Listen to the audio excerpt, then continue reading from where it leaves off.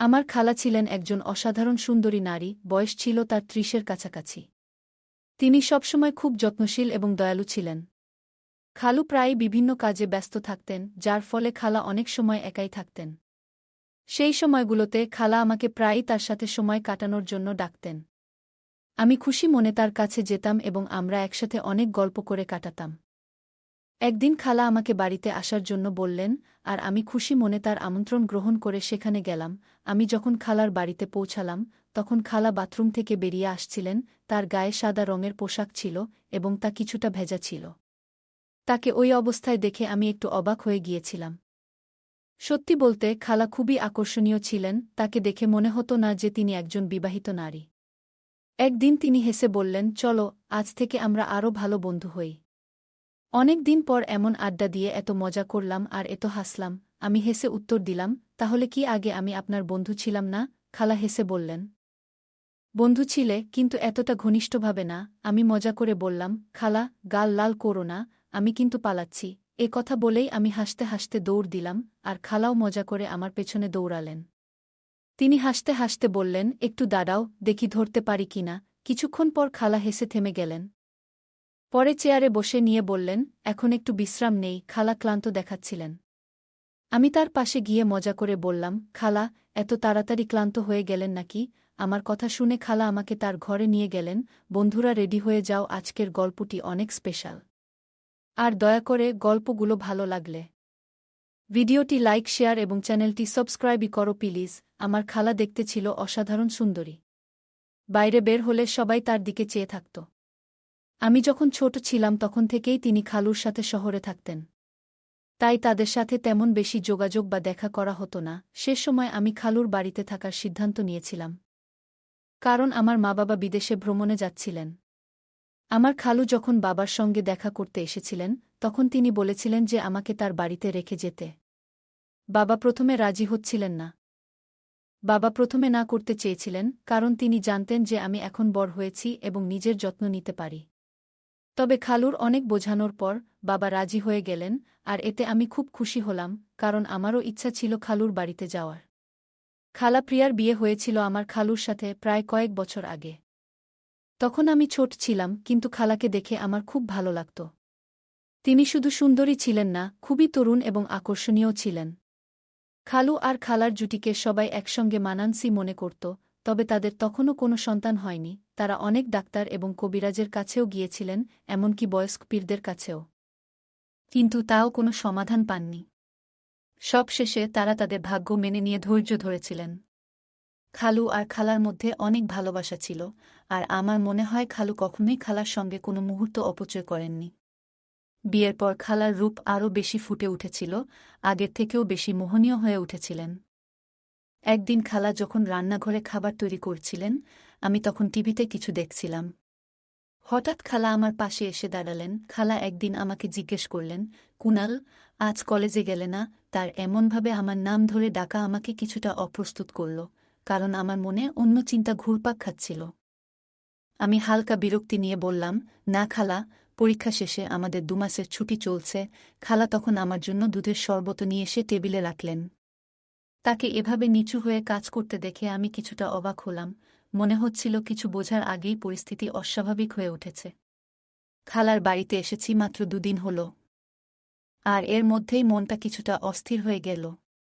রাতে খাবারের সময় খালু আমাকে ও খালাকে বললেন যে তিনি কিছুদিনের জন্য ব্যবসার কাজে বাইরে যাচ্ছেন।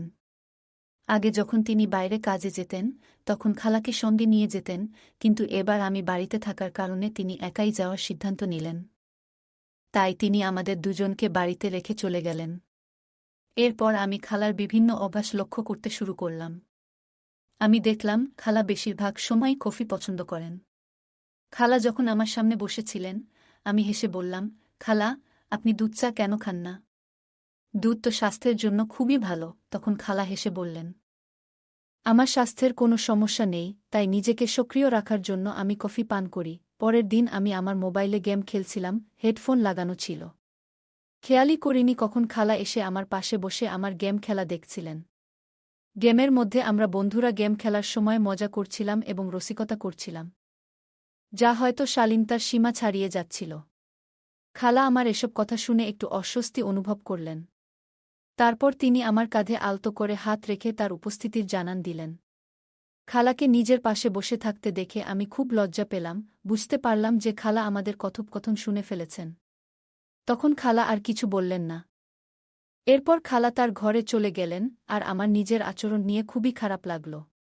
সন্ধ্যায় আমি খালার ঘরে গিয়ে বললাম, খালা, আজ আমাকে 1 কাপ কফি বানিয়ে দাও।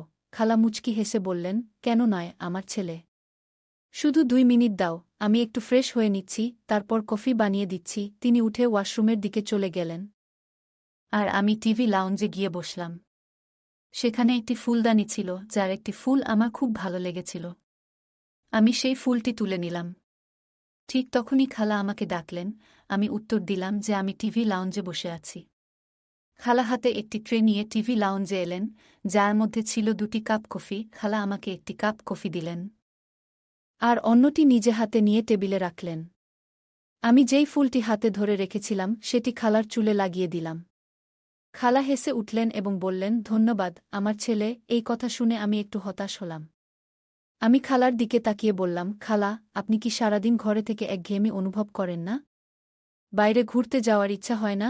তখন খালা বললেন, না কুনাল, আমি তোমার খালুর সঙ্গে মাঝে মধ্যে বাইরে যাই, কিন্তু তার ছাড়া একা কোথাও যাইনি। আমি চুপচাপ কফি পান করতে লাগলাম। রাতের খাবারের পর আমি টিভিতে একটি সিনেমা চালালাম এবং খালার সঙ্গে বসে দেখতে শুরু করলাম। খালা মনোযোগ দিয়ে সিনেমাটি দেখতে লাগলেন। হঠাৎ সিনেমার একটি দৃশ্য দেখে খালা বললেন, এ তো সেই বাজে জিনিস যা তুমি পাবজি খেলার সময় করছিলে। এটা একদম ঠিক কাজ নয়, তোমার ভাষাও খুব খারাপ। খালার কথা শুনে আমার খুব লজ্জা হল। তারপর খালা আমাকে বললেন, আমি তোমার মায়ের সঙ্গে কথা বলবো, যাতে তিনি তোমার উপর একটু নজর রাখেন। তুমি নিয়ন্ত্রণের বাইরে চলে যাচ্ছ। আমি খালার দিকে তাকিয়ে বললাম, প্লিজ খালা, আমাকে ক্ষমা করে দিন। আমার ভুল হয়েছে। আমি আর কখনো এ ধরনের ভাষা ব্যবহার করব না। আমার বন্ধুরা এমন কথা বলে, তাই আমি তাদের উত্তর দিই। এইভাবে কথা শেষ করলাম। খালা আমার কথা শুনে হেসে উঠলেন এবং বললেন, ভয় পেজো না, আমি কাউকে কিছু বলবো না। আমি জানি তরুণ ছেলেরা কখনো কখনো কেমন কথা বলে। ঠিক আছে, আরেকটা সিনেমা চালাও। এইটা কি দেখছ? তখন আমার মনে স্বস্তি ফিরে এলো। আমি খালাকে জিজ্ঞাসা করলাম, আপনি কোন ধরনের সিনেমা দেখতে পছন্দ করবেন? তিনি বললেন, কোনো বলিউড সিনেমা চালাও। আমি একটি বলিউড সিনেমা চালিয়ে দিলাম। খালা মনোযোগ দিয়ে সিনেমাটি দেখতে লাগলেন, আর আমি তার দিকেই তাকিয়ে রইলাম। তিনি আরাম করে সোফায় বসে একটি পা অন্য পায়ের উপর তুলে রেখেছিলেন। আমিও তার মতো করে একটি পা অন্য পায়ের উপর রাখলাম। মনে হলো খালা আমার এই আচরণটি লক্ষ্য করেছেন এবং তার মুখে হালকা হাসি ফুটে উঠল। তিনি সোফার এক পাশে বসেছিলেন, আর আমি বসেছিলাম অন্য পাশে। খালা হেসে সোজা হয়ে বসে গেলেন, আর আমি আবার তার নকল করার চেষ্টা করলাম। তখন খালা জোরে জোরে হাসতে শুরু করলেন এবং বললেন, কুনাল, তুমি আমার নকল কেন করছ? আমি তার দিকে তাকিয়ে মৃদু হেসে মাথা নাড়লাম। তখন তিনি মজা করে বললেন, কেন আমাকে বিরক্ত করার চেষ্টা করছ? আমি হেসে বললাম, হ্যাঁ, একটু তো। তারপর খালা আরও বেশি করে হাসতে লাগলেন। আমি মজা করে বললাম, অনেকদিন হলো কেউ আমাকে বকাঝকা করেনি বা কোনো শাসন পায়নি। আপনি এতটা একঘেয়েমি নিয়ে সারা দিন কাটিয়ে দিচ্ছেন। খালা আমার কথা শুনে কিছুটা অবাক হলেন এবং বললেন, কুনাল, আমি কি সত্যিই একঘেয়ে? আমি হেসে বললাম, জানি না, আমার কি হবে একা একা থেকে। খালা মৃদু হেসে বললেন, তোমার যদি ভালো সঙ্গী দরকার হয়, আমি ব্যবস্থা করতে পারি। তিনি আমাকে খুব সরল আর মজাদার মনে করছিলেন, যা আমার জন্য ভালোই ছিল। এই ধরনের কথাবার্তা চালাতে চালাতে খালা আমার সঙ্গে আরও বেশি স্বাভাবিক হয়ে গেলেন। রাত যখন প্রায় 12টা বাজে, তখন খালুর ফোন আসলো, আর তিনি উঠে নিজের ঘরে চলে গেলেন। আমি কিছুক্ষণ অপেক্ষা করলাম। আমি সিনেমা দেখা শেষ করে এলইডি বন্ধ করে আমার ঘরের দিকে যাচ্ছিলাম। ঠিক তখনই খালার ঘর থেকে তার মৃদু আওয়াজ শুনতে পেলাম। তিনি বলছিলেন, তোমাকে খুব মিস করছি, জানো না কিভাবে এই দিনগুলো কাটাচ্ছি। অন্যদিকে খালু কি বলছিলেন তা আমি শুনতে পাইনি, কিন্তু খালার কথা শুনে আমি কিছুটা অবাক হলাম। খালা খালুকে আরও অনেক কথা বলছিল আর তাকে তাড়াতাড়ি বাসায় আসতে বলছিল। খালা অনেকক্ষণ রাতে খালুর সাথে কথা বলেছিল। সকালে উঠে দ্রুত ফ্রেশ হয়ে আমি আমার ঘর থেকে বের হলাম এবং টিভি লাউঞ্জে এলাম, কিন্তু সেখানে কেউ ছিল না। পরে আমি খালার ঘরের দিকে গেলাম, দরজা বন্ধ ছিল, অর্থাৎ খালা তখনও ঘুমাচ্ছিলেন। আমি কিচেনে গিয়ে নিজের জন্য কফি বানালাম এবং কিছু টোস্ট গরম করে টেবিলে বসে নাস্তা করতে শুরু করলাম। আমি নাস্তা করছিলাম, ঠিক তখনই খালার ঘরের দরজা খুলল এবং তিনি বাইরে এলেন। আমাকে দেখে একটু লজ্জা পেয়ে বললেন যে রাতে ঘুম না আসার কারণে তিনি খুব দেরিতে ঘুমিয়েছিলেন, তাই সকালবেলা তাড়াতাড়ি উঠতে পারেননি। আমি মুচকি হেসে বললাম, কোনো সমস্যা নেই, আপনি যদি নাস্তা করতে চান তাহলে আমি আপনার জন্য তৈরি করে দিচ্ছি। খালা অবাক হয়ে বললেন, তুমি নাস্তা বানাতে জানো? আমি বললাম, আপনি দ্রুত ফ্রেশ হয়ে আসুন, আমি এর মধ্যেই নাস্তা প্রস্তুত করে টেবিলে রেখে দেব। খালা হাসলেন এবং পুনরায় তার ঘরে চলে গেলেন। এরপর আমি কিচেনে চলে গেলাম। খালা আমাকে দেখলেন এবং একটি চেয়ারে বসে পড়লেন। খালা ফ্রেশ হয়ে অনেক সুন্দর একটি শাড়ি পরেছিলেন, যা তাকে অনেক সুন্দর লাগছিল। আমি তার দিকে তাকিয়ে রইলাম, আর আমি তার সামনে টেবিলে নাস্তা সাজিয়ে দিলাম। খালা আমার দিকে তাকিয়ে মুচকি হাসলেন, তারপর আমার মাথায় হাত বুলিয়ে আমার চুলগুলো একটু এলোমেলো করে দিলেন।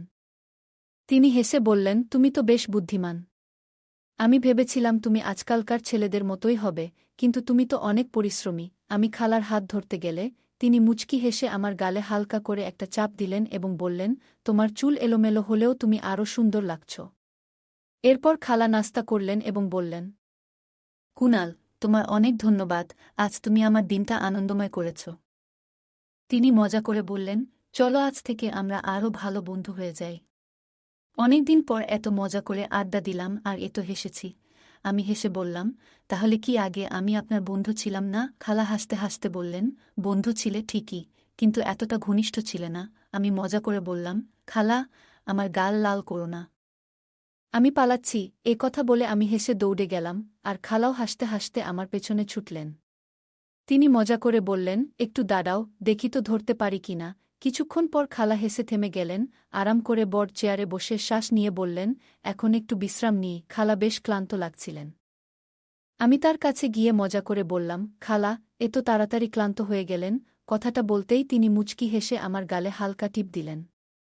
আমি একটু অভিমানী ভঙ্গিতে বললাম, আপনার কাছ থেকে আর কোনো ভালোবাসা আশা করতে পারি না, আপনি তো একদম কঠিন। খালা স্নেহভরে তাকিয়ে বললেন, এমন কথা বলো না। এবং যেখানে তিনি গালে টিপেছিলেন সেখানে আলতো করে হাত বুলালেন। তারপর হঠাৎ হেসে বললেন, আমি একটু পোশাক পরিবর্তন করে আসি। কিছুক্ষণ পর তিনি বাথরুম থেকে লাল রঙের একটি পোশাক পরে বের হয়ে এলেন। তাকে দেখে আমি বিস্ময়ে স্তব্ধ হয়ে গেলাম। তিনি অসাধারণ লাগছিলেন। সোজা আমার দিকে এগিয়ে এসে বললেন, চলো আজ আমরা বাইরে ঘুরতে যাব। আমি চমকে গিয়ে বললাম, কি? আপনি তো বলেছিলেন যে আপনি খালুর সাথে ছাড়া বাইরে যান না, তবে আজ কিভাবে? তিনি মুচকি হেসে বললেন, আমাদের বন্ধুত্ব এখন অনেক গভীর হয়ে গেছে। আমি তোমার সাথে বাইরে যাচ্ছি কারণ আমার কিছু কেনাকাটা করতে হবে, আর আমরা ঘুরেও আসতে পারি। আমি বললাম, ঠিক আছে, তবে আমিও একটু পোশাক পাল্টে নিই, নিজেরটা একটু ঠিকঠাক করে নিই। হয়তো কোনো মেয়ে আমার দিকেও তাকাবে। খালা হেসে আমার পিঠে একটা মৃদু ধাক্কা দিয়ে বললেন, তুমি সবসময় মজা করো কেন? আমি হেসে বললাম, কি নিয়ে এত রাগ করছেন? খালা মুচকি হেসে বললেন, তোমার এসব কাণ্ডকারখানা নিয়ে। আমি মজা করে বললাম, আরে জীবনে একটু মজা না থাকলে তো জীবনটাই মাটি। না হলে সারা জীবন আপনি আমাকে একঘেয়ে বানিয়ে রাখবেন। খালা প্রথমে বুঝতে পারলেন না, কিন্তু যখন বুঝলেন তখন সঙ্গে সঙ্গে তার পায়ের জুতো খুলে বললেন, লজ্জা করো। না হলে এখানেই তোমাকে পেটাবো। আমি হেসে আমার ঘরে ঢুকে গেলাম। পরে আমরা একসঙ্গে মার্কেটে গেলাম। সেখানে গিয়ে দেখলাম যে খালাকে দেখছে সবাই তাকিয়েই থাকছে। লাল রঙের পোশাকে তিনি অসাধারণ লাগছিলেন। আমি মজা করে খালাকে বললাম, ম্যাডাম, আপনি যখনই বাইরে বের হন সবাই আপনাকেই দেখছে, যেন তাদের আর কোনো কাজ নেই। খালা হেসে বললেন, কুনাল, লজ্জা করো। আমি তোমার খালা। আমি মাথা নিচু করে বললাম, ঠিক আছে খালাজান। খালা হেসে আমার পাশে বসে বললেন, তুমি কখনোই ফ্লার্ট করা থেকে বিরত হবে না, তাই না? আমি মুচকি হেসে বললাম, কোনো দুর্ভাগা আছে যে আপনাকে নিয়ে ফ্লার্ট করতে চাইবে? খালা হেসে বললেন, বাহ, তুমি তো বেশ। একটু চুপ থাকার পর তিনি আমার খুব কাছাকাছি এসে কানে কানে বললেন, সত্যি করে বলো তো, তোমার কি কোনো প্রেমিকা নেই? আমি তার দিকে তাকিয়ে মিষ্টি হেসে বললাম, না, এমন কেউ পাইনি। আপনার মতো এত সুন্দর মেয়ে কোথায় পাব? আমি হেসে বললাম, গার্লফ্রেন্ড নয়, যদি জীবনসঙ্গী বানিয়ে নিতাম। খালা মিষ্টি হেসে বললেন, তুমি আমাকে এতটাই পছন্দ করো? আমি বিনয়ের সাথে মাথা নিচু করে বললাম, হ্যাঁ, আপনি আমার কাছে সবচেয়ে প্রিয়। খালা হেসে বললেন, তুমি কখনই মজা করা থেকে বিরত হবে না, তাই না? আমাদের মধ্যে এমন হাসিঠাট্টা চলতেই থাকল। সকালে খালা বললেন, কুনাল, দুধ শেষ হয়ে গেছে, একটু নিয়ে এসো। আমি সম্মতি দিয়ে মার্কেটের দিকে রওনা হলাম। ফিরে এসে ফ্রিজে দুধ রেখে খালাকে জানাতে তার ঘরে গেলাম। কিন্তু দরজার সামনে দাঁড়িয়ে আমি কিছুটা বিস্মিত হয়ে গেলাম। খালা স্নান শেষে তাড়াহুড়ো করে তোয়ালে জড়িয়ে বেরিয়েছেন। সেই মুহূর্তে আমার মনে অস্বস্তি তৈরি হল এবং আমি দ্রুত নিজের ঘরের দিকে ফিরে যাচ্ছিলাম। ঠিক তখনই খালা পিছন থেকে ডাক দিলেন, তুমি কি দুধ নিয়ে এসেছ? আমি ভীষণ লজ্জিত ছিলাম। কিছু বলতে পারছিলাম না, শুধু মাথা নাড়লাম। খালা আস্তে আস্তে আমার দিকে এগিয়ে এলেন। আমি মাথা নিচু করেছিলাম, আর হঠাৎ খালা স্নেহভরে আমার মুখে হাত রেখে বললেন, সব ঠিক আছে তো? তিনি জিজ্ঞেস করলেন, কি হয়েছে? কেন এভাবে চুপ করে আছো? আমি তার চোখের দিকে তাকিয়ে বললাম, কিছু না, খালা। খালা আমার চোখের দিকে গভীরভাবে তাকিয়ে মুচকি হেসে বললেন, কুনাল, সত্যি বলো তো, আমাকে তোমার কেমন লাগে? আমি মাথা নাড়লাম এবং আবার মাথা নিচু করে বললাম, খালা, আপনি যদি ভাবেন যে আমি এই কারণে আপনার প্রতি আকৃষ্ট হচ্ছি, তাহলে আপনি ভুল ভাবছেন। আপনার সৌন্দর্য অবশ্যই অসাধারণ, কিন্তু সৌন্দর্যই সব কিছু নয়। খালা গভীরভাবে নিঃশ্বাস নিলেন এবং আমাকে এমনভাবে দেখলেন যেন আমি কোনো পাগল। আমি আবার মাথা তুললাম এবং বললাম, আমি কখনো চাই না যে আপনি সাময়িকভাবে আমাকে গ্রহণ করুন আর তারপর সারা জীবন আমাকে আপনার কাছ থেকে দূরে রাখুন। খালার জন্য এই মুহূর্তটা খুবই সংবেদনশীল ছিল। তিনি ধীরে ধীরে বিছানায় বসে পড়লেন এবং মৃদু গলায় বললেন, খালা আমাকে বললেন, এসো, এখানে এসে বসো। আমি ধীরে ধীরে তার পাশে গিয়ে বসলাম। তিনি আমার হাত ধরে নিজের হাতে রেখে মৃদু গলায় বললেন, কুনাল, জীবনে যা পাও তার জন্য কৃতজ্ঞ হওয়া উচিত। খালার মনের ভেতর তখন কি চলছিল সেটা আমি বুঝতে পারছিলাম না। আমি অস্বস্তি বোধ করে হাত সরিয়ে ধীরে ধীরে নিজের ঘরে চলে এলাম। এমন পরিস্থিতি থেকে সরে আসাটাই বুদ্ধিমানের কাজ মনে হল। কিছুক্ষণ পর বাইরে এসে আমি বুঝতে পারলাম খালার ঘর থেকে কান্নার শব্দ আসছে। আমি দরজার কাছে গিয়ে জিজ্ঞেস করলাম, খালা, আপনি কি ঠিক আছেন? কোনো উত্তর এলো না, কিন্তু কান্নার শব্দ বন্ধ হয়ে গেল। আমি আবার জিজ্ঞেস করলাম, খালা, কেন কাঁদছেন? কি হয়েছে? ভেতর থেকে খালা উত্তর দিলেন, কুনাল, আমি একটু একা থাকতে চাই। দয়া করে তুমি নিজের ঘরে চলে যাও। আমি উদ্বিগ্ন হয়ে বললাম, আপনি তো ঠিক আছেন, তাই না? তিনি বললেন, হ্যাঁ, আমি ঠিক আছি। আমি কিছু বুঝে উঠতে পারছিলাম না কি করা উচিত। অবশেষে আমি নিজের ঘরে ফিরে গেলাম। কিছুক্ষণ পর খালা নিজেকে গুছিয়ে বেরিয়ে এলেন এবং আমার কাছে এসে ক্ষমা চাইলেন। সেদিনের পর থেকে আমি খালার প্রতি বিশেষ যত্নশীল হয়ে উঠলাম, কারণ তিনি ভীষণ একাকিত্বে ভুগছিলেন। আমি খালুকে ফোন করে দ্রুত বাড়ি ফিরে আসতে বললাম, কারণ খালা ছিলেন একজন তরুণ এবং সুন্দরী নারী, যিনি তীব্র একাকিত্বের শিকার হয়েছিলেন। খালা তার একাকিত্ব কাটানোর জন্য খুবই আকুল হয়ে উঠেছিলেন, তবে সৌভাগ্যের বিষয়, আমাদের মধ্যে এমন কোনো সম্পর্ক গড়ে ওঠেনি যা ভুল পথে যেত। আরও কয়েকদিন আমি খালার বাড়িতে কাটালাম। এরপর আমার মা-বাবা বিদেশ থেকে ফিরে এলেন এবং আমি নিজ বাড়িতে ফিরে গেলাম। এই ঘটনার মাধ্যমে আমি একটি গুরুত্বপূর্ণ শিক্ষা পেলাম, কখনো কোনো নারীকে একা বাড়িতে রেখে যাওয়া উচিত নয়। কারণ মানুষ ভুল পথে সহজেই বিপদগামী হতে পারে এবং ভুল সিদ্ধান্ত নিতে পারে। এছাড়া কোনো অনাত্মীয় পুরুষের উচিত নয় কোনো অনাত্মীয় নারীর সঙ্গে একা থাকা, কারণ এতে এমন ভুল হতে পারে যা সবার জীবনে বড় বিপদ ডেকে আনতে পারে। গল্পটা কেমন লাগলো জানাতে ভুলবে না। আরও মজার মজার রোমান্টিক গল্প শুনতে চাইলে ভিডিওটি লাইক, শেয়ার এবং চ্যানেলটি সাবস্ক্রাইব করতে এবং বেল আইকনটি ক্লিক করতে ভুলবে না। ধন্যবাদ।